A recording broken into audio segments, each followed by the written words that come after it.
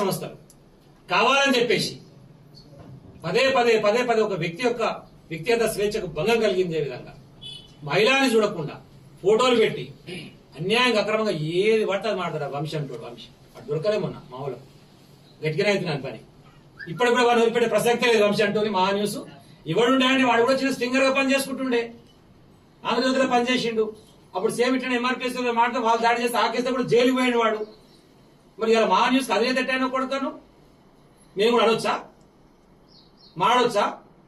అంటే ఎలాంటి కార్యక్రమాలు చేసి ఇలాంటి లంగ పనులు చేసి ఇలాంటి ఇల్లీగల్ దందాలు చేసిన ఒక మీడియా ఛానల్ కొందరు పోయినవారు అని చెప్పి మేము కూడా అనొచ్చు కదా. అంటే నువ్వు చేసినటువంటి పనులు, మీ ఇళ్లలో జరిగేటువంటి పనులు ఇతర మహిళలు కూడా చేస్తాను నువ్వు అనుకుంటున్నావా? అది మీకున్నదేమో కల్చర్, మా దగ్గర లేదు.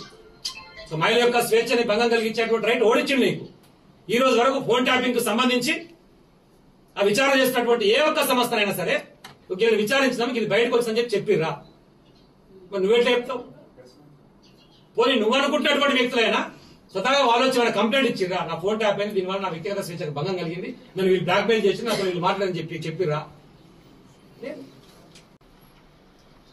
ఏది పడితే అది మాట్లాడితే నడుస్తుంది, మా ఇష్టం చేస్తాము, మళ్ళీ ఏమైనా మాట్లాడితే మీడియా స్వేచ్ఛకు భంగం కలుగుతుందా? మొదటి నుంచి మీడియా స్వేచ్ఛ మీద ఇట్లనే చేస్తున్నారు. అరే మీడియా స్వేచ్ఛకు భంగం కలిగిస్తుంది భయ్.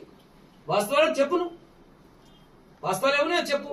నీకు అనిపించింది ఊహ పెట్టుకొని కావాలని చెప్పేసి మనిషిని టార్గెట్ చేసి క్యారెక్టర్ అసాసినేట్ చేసి కుటుంబంలో ఒక మానసిక క్షోభకు గురయ్యే విధంగా చేస్తే ఎవడు ఊపడు కొడతా. తస్మాత్ జాగ్రత్త వంశీ. మహా న్యూస్ నీకు మళ్ళా కూడా అయ్యేది ఉంది.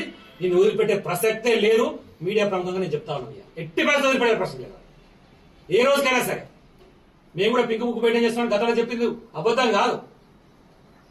పోలీసులు కూడా అత్యుత్సాహం, ఆ దాడిలో పాల్గొన్నటువంటి వాళ్ళు అని చెప్పేసి ఎవరి మీద ఆరోపణలు చేస్తున్నారో పిల్లలు పోయి నిరసన తెలియజేస్తారు. మా రైట్ ఎందుకు ఇచ్చిన రైట్ వచ్చి అడుగుతారు పోయి. దాంట్లో మా అధ్యక్షుడు ఒకరికి బెయిల్ ఇచ్చారు, మిగతా ఇద్దరు పిల్లల్ని జంగా అంటూ ఇంకొక అరెస్ట్ చేశారు. పోలీసులు ఇష్టం వచ్చిన కొట్టిరు, కొట్టి వాళ్ళని రిమాండ్ చేశారు. ఇంకా 5 పిల్లలు ఇప్పటికి అబ్స్కాండింగ్ ఉన్నారు. ఎవడిచ్చి నీకు రైట్ కొడుతుందుకు? కాంగ్రెస్ పార్టీ కార్యకర్త పోలీస్ అంటే నీ ఇష్టమా? నీ అయ్యా జాగీరా? ఎట్లా కొడతావు పిల్లగాల మీద? ఎట్లా చేసుకుంటారు మీరు? మిమ్మల్ని ఎవరు వదిలిపెట్టేది లేదు.